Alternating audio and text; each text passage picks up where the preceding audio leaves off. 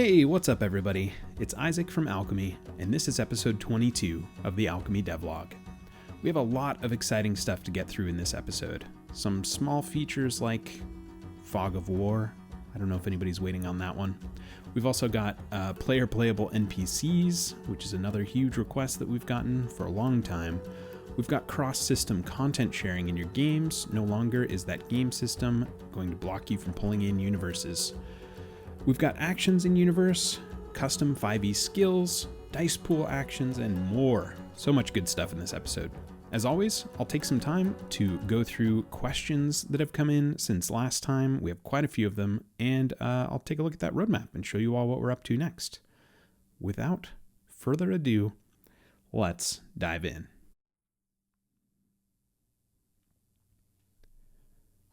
The moment you've all been waiting for. Fog of War. Let me show you how this works. We're rolling this out today, so you will all have access to this right now, and it is awesome. I'm going to jump right into the Ascendant Cascade, and let's go ahead and grant access to those things. Make sure this music mix is down, not to blast you all out here. Okay, so we have a new tactical toolbar here. You can actually map your mouse buttons to different features or functions now. So by default, your left click is this move tool that you're used to, and your right click is the measurement tool that we released recently, so you can measure. However, now with this update, you can remap what those mouse clicks do. And you can choose, if you wanted to have measure be on the left click, you could do that. But what you're really interested in is the new tools for adding fog and erasing fog. You can map these to your left click or to your right click, or you can map one to left and one to right. It's all up to you and all configurable here. And of course, you can do one-off actions here like cover the entire map and reveal the entire map. So let me show you how that works. I'm going to go ahead and cover the whole map with fog. So this is our fog texture. You can see kind of like a topo texture pattern on here. And this shows you that the whole map is now fogged. If I take this and let's say I want to do add fog with left click, and I want to remove fog or erase fog with my right click, I just set up my mouse buttons that way. And I can start to paint on here, revealing this section of the map using my right click. And then if I wanted to paint more in using my left click, just like that. And when you're in this state with a left click and a right click mapped to things that aren't move, if your mouse has a middle click, like a scroll wheel that clicks, you can actually use that to still pan around on the map, zoom in and out using your mouse wheel, and middle click to pan around. So you don't necessarily lose the ability to move the map when you've got your clicks remapped in this way. So this is what it looks like on the GM side of things. Let me load up the player side of things and show you what this particular map would look like with a player. I'll add my test account here. And then switch over to that. I'm on my dev build, so reloading through an error there and going to a different game. Because I just invited myself to another Ascendant Cascade. This character has, or this player has quite a few of them. All right, this is the one I'm looking for. Let's join in here. And I'm not going to create a character just yet. I'm going to pop open tactical mode, and you can see that the parts that I've fogged out on the player side of things just don't show at all. And then the parts that I've drawn to reveal show up. So we've got this little X section here. Switching back over to the GM side, I'll show you, this happens kind of in real time, so I won't really be able to show you a real-time demo of it, but I can switch back and forth and show you the changes. So I'll make this kind of into a whatever shape that is and switch over here, and you can see that has updated here as well. As the GM, you can also preview a scene. So we'll switch over to the battle ahead and take a look at tactical mode, and this whole map is revealed right now. You can make changes to fog while you're previewing a scene. We'll just fog out a little smiley face here because this kind of looks like a face already with some hair. Wow, very cool. Quality content. We'll switch over to the other player side of this game, and nothing has changed here because the GM is actually previewing another scene. But we're going to switch back to the GM side of things, and we'll stop previewing the scene, and then we're going to go ahead and play it. And switching back over to the tactical map here, we can see that I've got my nice little smiley face. And on the player side of things, we're switching into that scene now. And in tactical mode, you can see the parts that I obscured to make a silly little smiley face. So that is the gist of what you can do with Fog of War. It's persisted, it's synchronized across anybody connected to the game, and so it should meet your needs for basic fogging. It's still very new. We're just launching it today, so expect us to iterate on it, improve it, fix bugs if there are any, and make this thing super solid. So we'd love to hear your feedback on it so far. But I will say, this is, functionality-wise, pretty much what we planned for V1. I know people want dynamic lighting and walls and things like that. Not really on the table for us. So this is the tooling for Fog, and we hope you love it. One more note on this, those tools, this is the player side of things, those tools aren't available to players. They just have left click to move around and right click to measure, and that's what they get. So just GM side of things for fogging right now. Cool. All right, so the next big feature that we've rolled out and have been requested quite a few times is the ability for a player to play an NPC. So we're going to switch back over to the GM side of this game. And we'll go ahead and add an NPC in here. We will just add this one. And we'll go ahead and make it visible. So I'm going to hop off tactical mode here because that's just kind of distracting.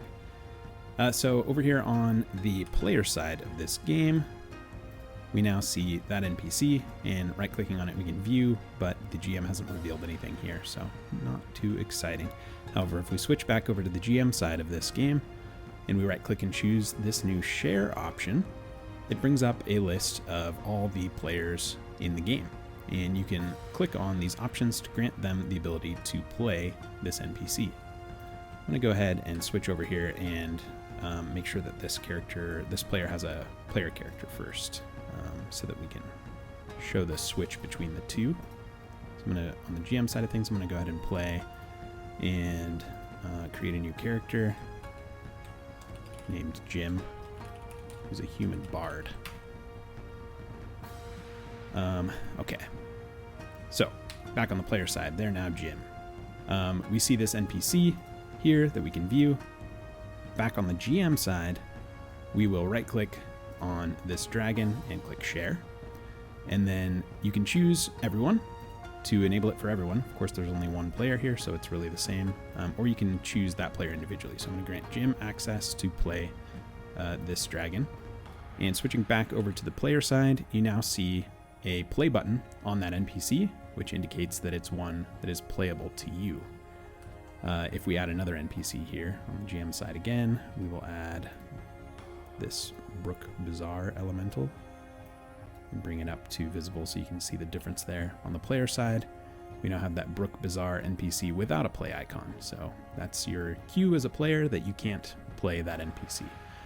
So playing an NPC as a player works exactly the same way as it does for the GM. You just right click on them and you now have a play option. You click play and suddenly you're playing that character. You have all of their actions, their skills, their equipment, everything available to you to use, so you can roll their bite action, for example, into here. And then when you're done playing, you just click the X, same as you do with the GM, and you're back to being Jim. Oh, except that there's a bug there. My bad. I'm going to write that one down to fix in the future. Well, not too far future. So, you can grant access to multiple NPCs, to multiple players. Like I can, for example, share out this Brook Bazaar to Jim as well. And then hopping back over here, Jim can play the Brook Bazaar. Use Water Whip. Oh, you know what's going on here? It's because Jim didn't have a character in the beginning. I bet a little reload will get us past that small little buggy. Okay, so now Jim is Jim. Hi, I'm Jim. And we'll have Jim play this dragon and do a vicious claw attack. Switch over to this yokai and do a water whip. And then come back to being Jim and do an unarmed strike. Cool. Yeah. So that was what was going on there. So yeah, you can then remove a player's ability to play an NPC at any time as well. If you need to, just uncheck them individually, and then they lose that ability to play that character, and they can only view it from now on.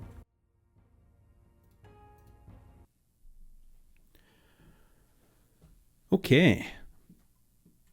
One more big one for you all today is the ability to enable universes on a game regardless of whether they match your game's game system. So we're calling this cross-system content sharing.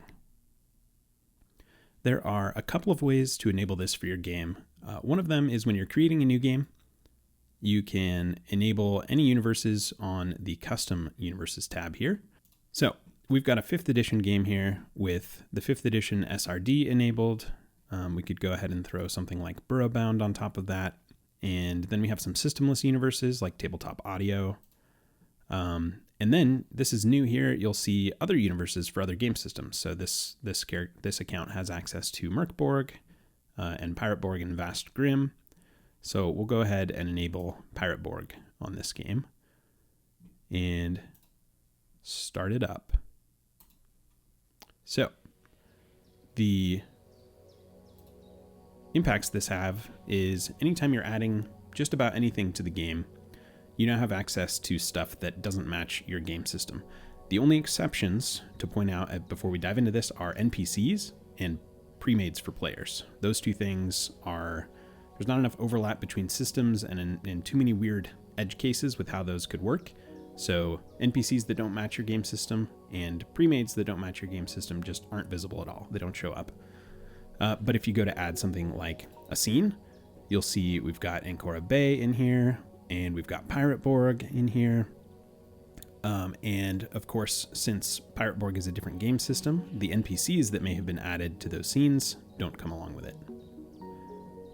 So if we add Coral Town to this game, we now have the nice Coral Town Pirateborg scene with all of its story and everything, but it doesn't come along with the 3 NPCs that are normally present in this scene in the Pirateborg module.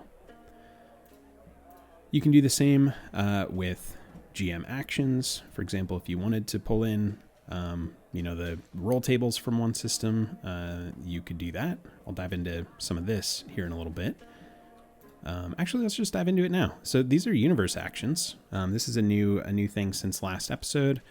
You can define actions inside of your own universe, and it works just the same as all the other universe objects. You just create actions in universe. They show up as a tab in the universe, which I can show you here in a moment.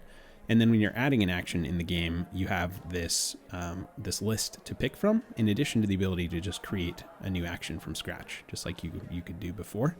But now you can pick from a list. So if we wanted to grab GM actions for a random table of pirate names and a random table of foul weather, grab those and throw them in. And now we've got a foul weather table from Pirateborg that we can use in our 5e game. And that's just rolling 2d6 for foul weather, and the result is oppressively overcast. Big Pacific Northwest energy there. Of course, we could use pirate names here. Very cool. You should be able to use things like assets when you're creating a scene. Pick those from the list of assets that are available in your universes. So for example, these Pirateborg maps are available to pick now that I've enabled Pirateborg on this 5e game. And pretty much everything you'd expect is just there for you to use across systems. So that is cross-system content sharing. Again, no NPCs, no pre-mades, but everything else is there. No game system restrictions anymore. Use things across everywhere. Okay, I mentioned the universe actions a moment ago and kind of showed you how those work in-game. Let's take a look at the universe side of that in a created universe. I'm going to go ahead and create a new one here. Call it Actions in Universe. We'll make it a 5th edition one. And you see a new actions tab here. You can create actions and give them names. And the actions can have different options that are specific to universe actions as well. So for example, we can create a GM action that's maybe just, let's use a roll table, and we'll use our default roll table here to save some time. And then you can set up some options for the action. You can make it a default GM action. So whenever you create a game that uses this universe as its quick start, you can launch right into a game with those GM actions predefined. You can also choose default player action to have those get created on player characters, and default NPC action to have those get created on NPCs as well. So I'll go ahead and create each of those types here. We'll create a player action, and we will make it just be a dice roll that's 1d6. And then we'll create an NPC action.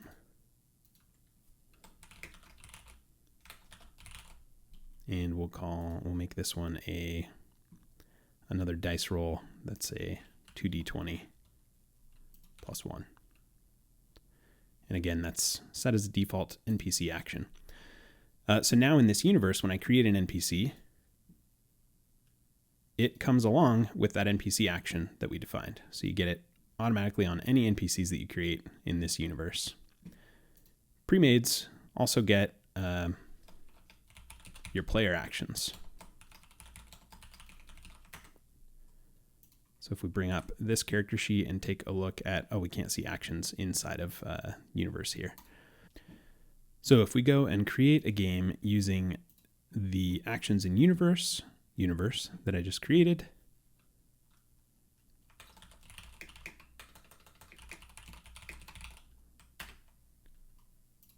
when we join this game as the GM, you'll see our GM action that we had defined in the universe, my GM action, is added to the GM automatically because that's what the universe had defined. The other two options, the NPC and player defaults, those are for NPCs in universe and pre-made templates in universe specifically. So if we go in and we add a player here, I'll add my test account again, and then we play them and select the pre-made that I'd created in the actions in universe, the pre-made here. You see the player action that I had created as a default is here and ready to go. That was a D6 roll. And then for NPCs, we had created an NPC called new character, which is this one from actions in universe. We'll add that to the scene and go ahead and play it. And we've got under its actions, that NPC action that we had set up as a default that I believe was 2d20 plus 1. Here it is. So actions in universe, use those to create reusable actions. Again, whenever you go to add an action to anything, you'll see the actions that you'd created regardless of whether they were defaults. So as the GM, you're adding a new GM action. Everything from this universe module that's enabled on this game show up here, and you can just quickly add, even all of these if you wanted to your GM actions and roll those from here. And if you're playing as an NPC like I'm doing here, you also see all of those actions here that you can select and add in to your actions. And as a player, we'll play the pre-made. You, of course, have access to all of these actions in here as well. So you can add these two actions to the player's actions. And lastly, if you want to create an action from scratch, just like we have this pattern in other places in the app, you can click create action to just create an all new action from scratch on this character or on your NPC. So you haven't lost that ability here. You just have a nice quick way to add reusable actions that you may have prepared in advance for your universe, or more likely pulled in from some marketplace content. We're trying to strive to add these to everything that we create going forward, and we think they're pretty cool. Okay, another big change for 5e specifically is the ability to create custom skills. So this has long been requested. There are sometimes custom skills for 5e or skills that don't come on the default character sheet. things like firearm skills for a modern game, for example. You can now do that when you're playing a 5e player character, either as the GM or as a player. Head over to your skills tab here, and in here you can, oh sorry, it's not in the skills tab. This is where you roll them. You can edit them on your character sheet down here under skills and abilities. You've got your default loadout for skills here, and then you can add a custom skill by clicking add skill, and we'll call this one firearms. It's going to use Dex, which I'm just realizing this character doesn't actually have a Dex score. We'll fix that up too. You can choose proficiency and expertise, and an additional arbitrary bonus if you have a feat or something that adds to it and you want to adjust that. You can do it here. You can even override the description or add in a custom description for this skill. Purely flavor for your side of things to describe what that is. And then save that in, and you'll see it on the character sheet as well as in the skills panel itself. So let's add in these ability scores.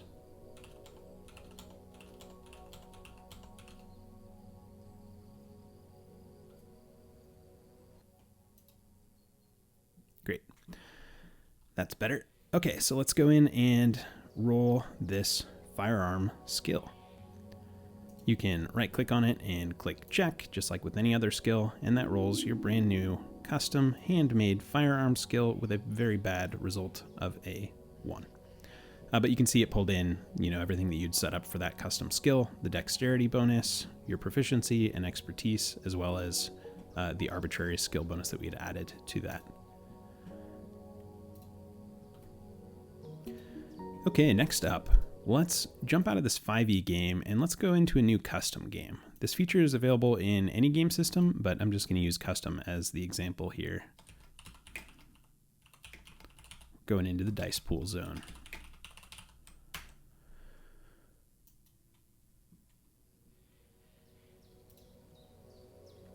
There is a new action type available in custom system in 5e across all systems, but it's mostly useful for Year Zero engine games or maybe even Powered by the Apocalypse games. This is a dice pool action. So I'm going to go ahead and put this on an NPC.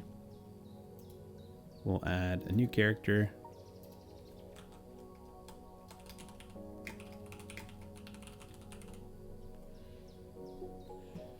And we'll give them a couple attributes. We're going to call them the very creative Brawn and Brains. We'll give them a skill of +2 and +3. And let's go ahead and give them a skill 2. We'll call it computer hacking. Everybody needs computer hacking skills. We'll go ahead and play this NPC, and in their actions, we're going to add a brand new action, choosing the type Dice Pool. So with the Dice Pool action, cool pool, you can give it a description like you would any other action.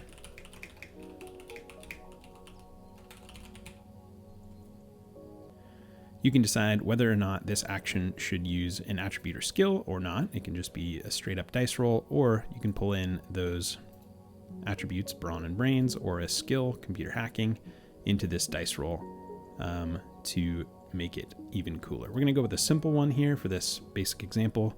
We're going to do 4d6 in our pool. And then you can define in your pool which dice faces are success values and which dice are failure values. So we'll choose a success of 5 and 6 and a failure of just 1. So then let's turn on exploding as well and create this dice pool. So our cool pool, when you use it, it's going to roll that pool and count the number of successes and failures and display them to you nicely on this card like that.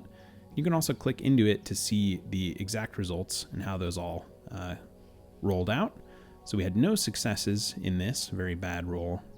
We had 1 failure, and then we had 3 other in between there, that band that we hadn't defined as success or failure. So let's roll this a few more times and see if we can get some exploding to happen. So here you can see we had a couple of successes and no failures in this pool. That is good. No successes here and one failure, and it looks like we had an explosion happen here. Our one success was a maximum on that die of 6, and so we added another die into the pool and rolled it, and the result of that was in that middle band, an other result of 4. So that's the basics of dice pool actions. They're available in any system, and you can pull in attributes and skills to modify those as well. We're using these internally to start building out your Zero engine features, so it's certainly a great fit for those types of games. But you can use them in your custom games now to do things like Powered by the Apocalypse or other systems that use dice pools. And I know there are many of those out there now.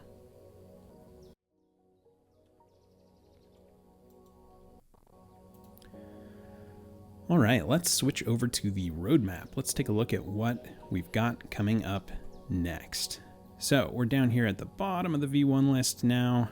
Of course, it keeps growing slightly, but we've got Fog of War out now. We'll be iterating on this a little bit, as you know, as I've already mentioned. Our kind of baseline Fog of War is out, so we can call this one done, and I'll get that updated after this. Streamer mode, we know is a very big requested feature, particularly by streamers, of course, but we are starting on that right now. We are writing code to make it happen, and hopefully we'll have some cool updates or at least some teasers here in the next week or two. Account emails, kind of a boring one, but a very important one. We are hard at work on that, and it's going to be cool. You're going to love it. Next up, we've got some token customization options that we need to enable, things like token facing or rotation, important for those naval ship battles, coming up next. We've got the ability to customize backgrounds and borders coming in with that update as well. Should be a fairly small update that we'll be getting out here in the next couple of weeks. And then we're jumping into something that we teased in some communications recently called System Builder. That's going to be a really, really big focus for us over the remainder of the year. We will be working on creating tools to build game systems inside of Alchemy universes. So we'll be adding things like character sheet builders, dice configurations, so you can say which faces are on your dice if you want custom images for dice faces, important for systems that use symbols. And the themes will be moving into the system builder, but they'll work exactly like they do today.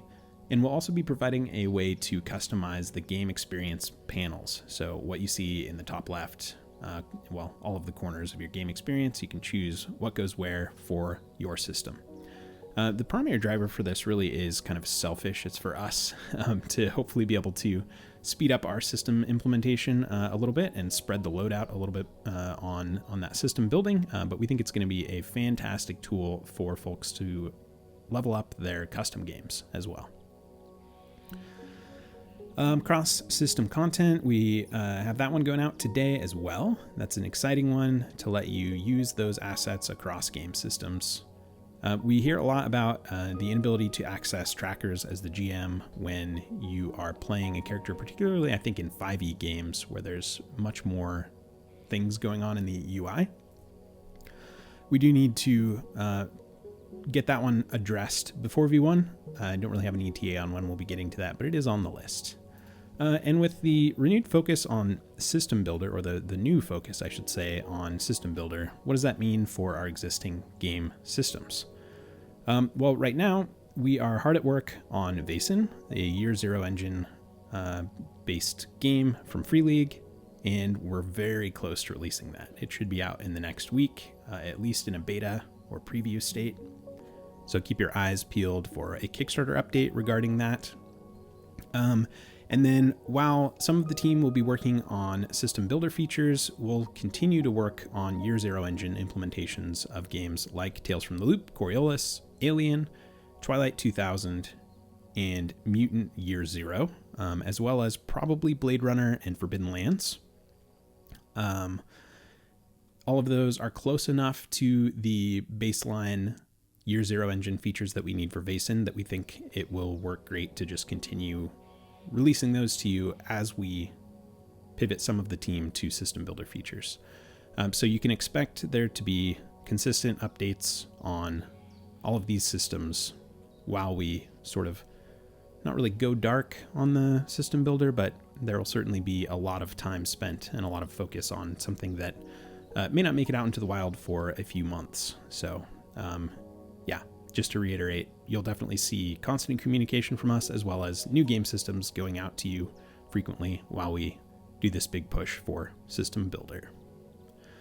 And we have a bunch of systems that we still need to support fully. Things, you can check out this roadmap here.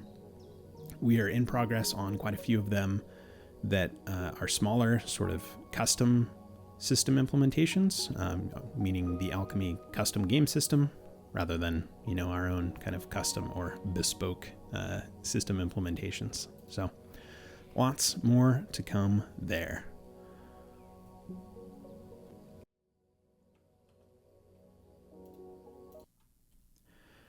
All right, let's jump into Q&A for this episode. We have a lot here.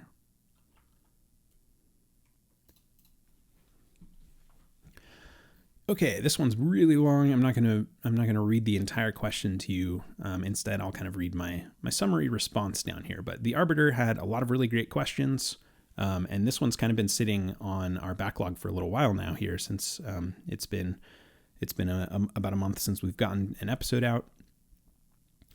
But the first question from the Arbiter is about player universes, asking if you can open up some parts of universe to players. And I think that the answer to this is you can do this today by creating another module in your universe and invite that player as an editor in the sharing tab of that module. So I'll actually show you how that works here in this devlog universe. We could create a player module. Let's say this is for player Jim. And now Jim has a module in this universe. It's called Jim here. And we can edit this, go to the sharing tab, and then you can invite Jim here by username. So we'll take my test account in here, and you can make Jim or whoever an editor of this module. And when they jump, they'll get this universe in their list of universes. And when they jump into it, they'll just see this Jim module, and they'll be able to create articles in here and everything that would be available to them based on that universe's game system.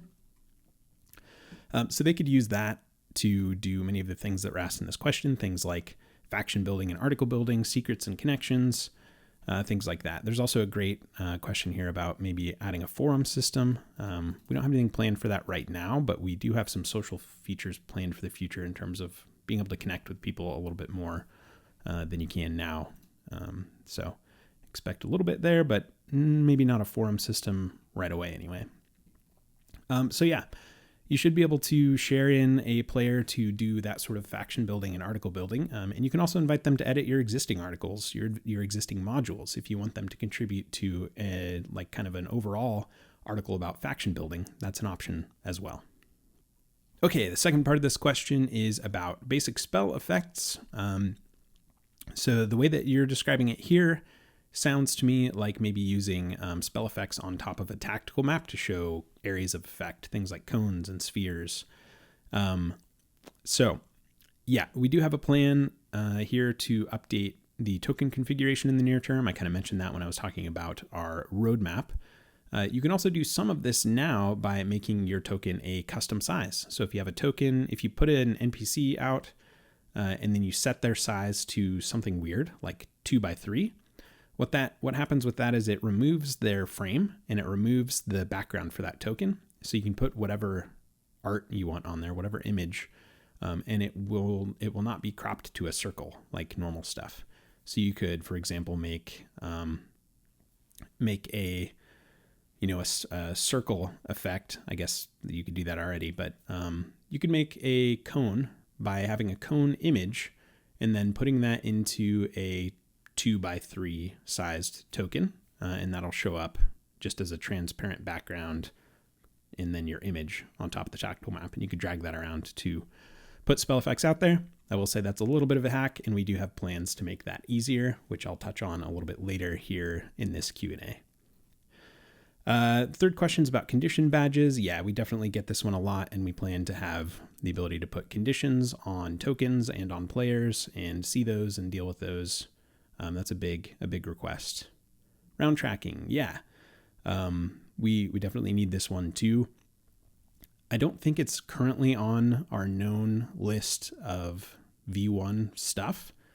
It may not make it into V1. So if it's really important for your game, maybe add an NPC and name it like round marker or something, so you kind of see it moving through that initiative list. I know it's kind of a hack, but yeah, we do know that it needs to be done for different effects. Definitely a great thing to have, and it'll be important for other systems too. So we'll see if that changes as we get into systems that have like the notion of something like a clock. So yeah. Just a random aside, we actually use Alchemy every morning for our team stand-up meeting to kind of get in sync. And we use the initiative to decide who's going in what order. And sometimes it would be nice to have the round marker there. But that's not going to make it happen any sooner.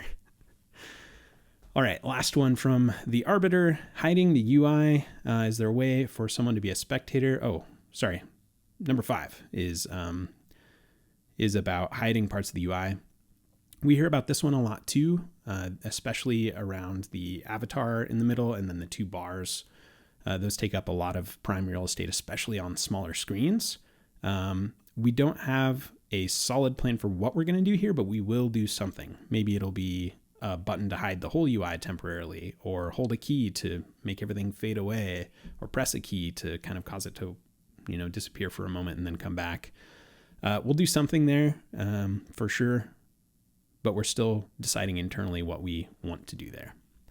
Okay, and then last question here, the bonus question. Number 6, is there a way to invite someone to be a spectator specifically for your game and not invite them as a player? There's not currently a way to do this. Not exactly.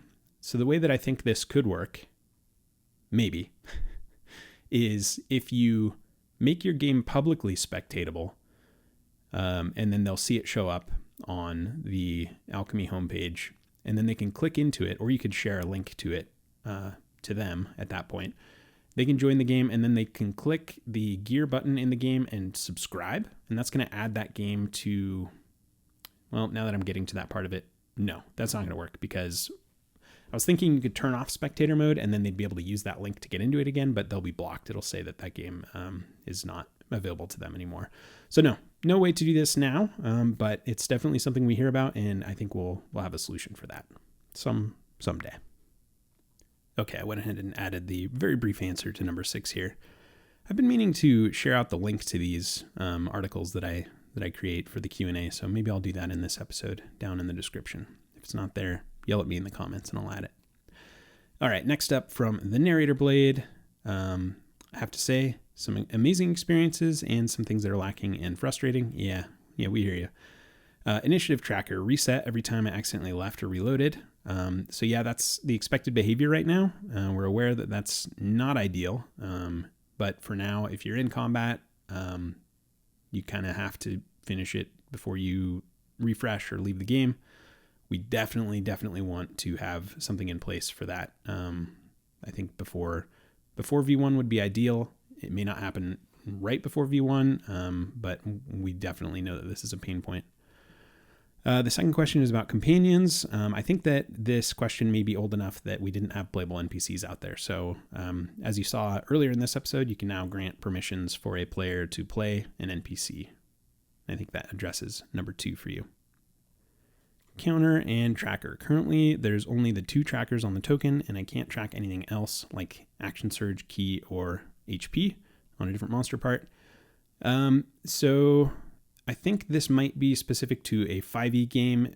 As the GM, you don't see the trackers panel in the UI because there's just not enough room for it with the other panels that are shown. Something we definitely want to fix, and I think that's specifically called out on the roadmap now. But you can access all of their counters, all of their trackers beyond the 2 that are displayed by going into their character sheet and going to the trackers tab. Everything's displayed there. Not ideal, but you can jump in there and you can change the current value and the max value and everything else about that from there. Rulers and pointers. Currently, no one can see other people's rulers. And so there's no way for the DM to point out where a thing is happening. Yeah, we have a ping tool coming very soon to tactical mode. You'll just be able to press a certain button to ping the map, and it'll, light up some way to draw attention to it. That's coming soon, next couple of weeks, I think. But I don't think we have that on the roadmap specifically, publicly. It is internal, but I'll follow up on that to make sure that we have that prioritized and visible there. All right, last question from the narrator. Blade, custom dice, roll and roll. Currently, you can only roll a specific number, like 1d10, 1d20, but you can't do more than one, and the roll can't add a specific number into the mix, like 1d20 plus 5. And for the DM/roll is a public roll.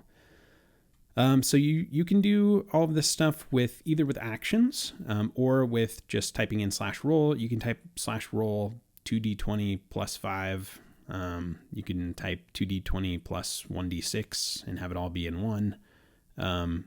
As far as /roll being public, there's two ways you can control that.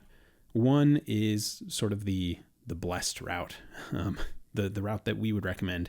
You can go into the game settings from the gear at the bottom of your screen and turn on private GM roles, and then every role you do as the GM is private to you only, and players don't see it.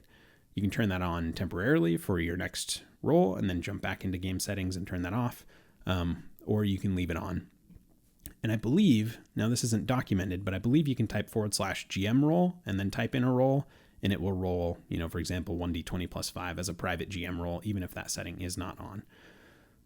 We might have broken that or changed it recently. Again, it's not really the publicly accessible route for that, but it might be an option. So give it a whirl. And thanks for the kind words, Narrator Blade. Okay.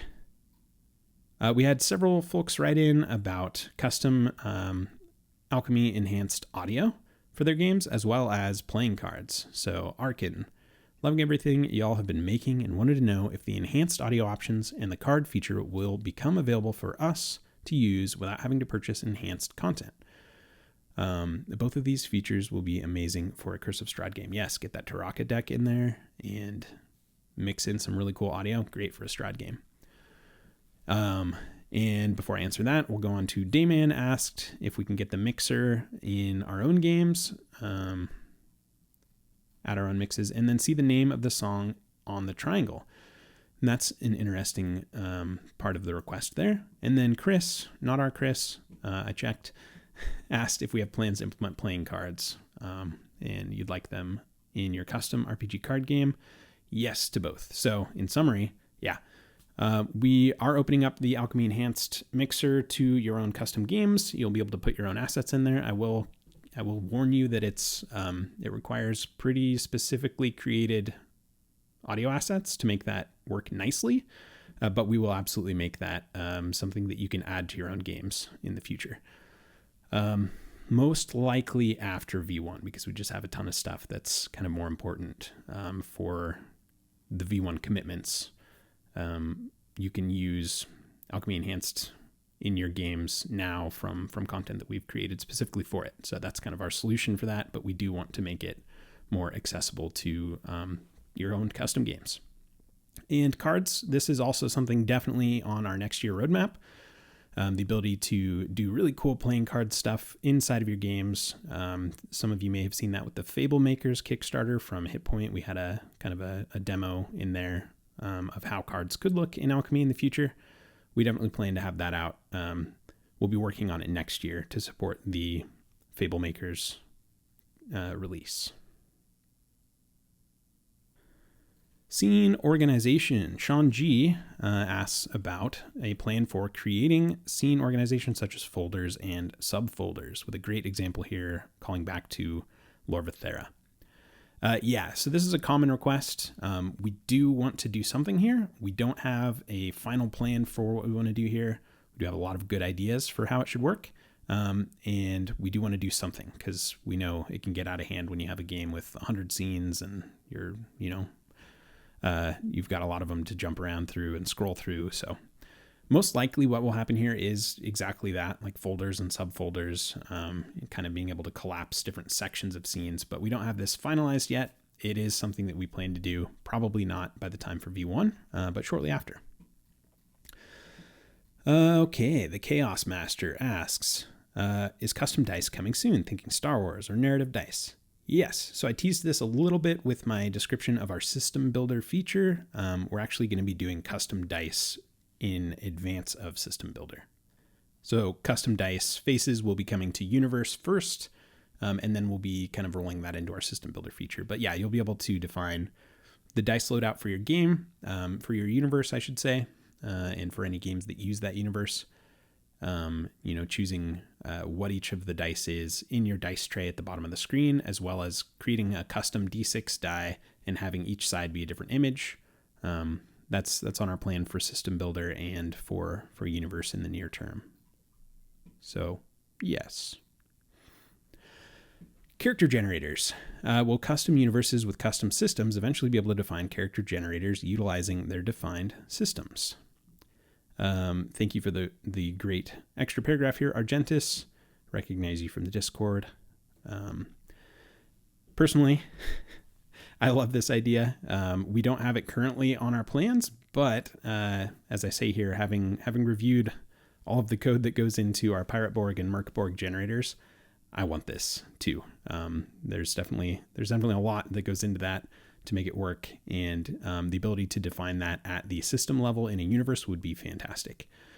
I don't know whether we'll have that be a system builder feature or not, but I can tell you that I want it, and so that'd be very cool to have, but it may not land in the first iteration of system builder, or maybe not at all. We'll have to take that feature request into the team and decide kind of how we want to fit that in, but I love the request. Thank you, Argentis. Okay, last up, tactical mode props. Dayman again with a question. Would it be possible to get another grouping for the NPC, maybe called objects or non-combative, as well as hidden and visible? This way we could have tokens like ships, tables, rocks, etc. Yeah, so we have big plans for props in tactical mode. And I think we'll be enabling some of this with the planned token configuration updates that we're doing here in the next few weeks. You'll be able to get rid of that background intentionally, rather than giving your token a weird size. I love that people are making like 1.99 by 2 sized tokens to get rid of the background. It's great. But yeah, we have big plans for props in tactical mode to be able to drop boxes and tables and everything like that, move them around. Yes, you can do it with NPCs today. It's not ideal. As soon as we have the token configuration, you can continue doing it with a little bit more intention, but they'll still be mixed into the same list. So yeah, definitely something we need to do and plan to do for having lots of cool props in tactical mode.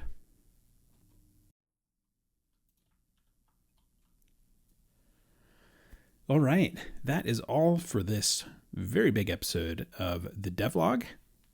I hope you enjoyed it. If you did, head on down below, hit that like button, feed the algorithm, really helps our channel out, get these videos out there to more people and spread the good word of alchemy to more folks.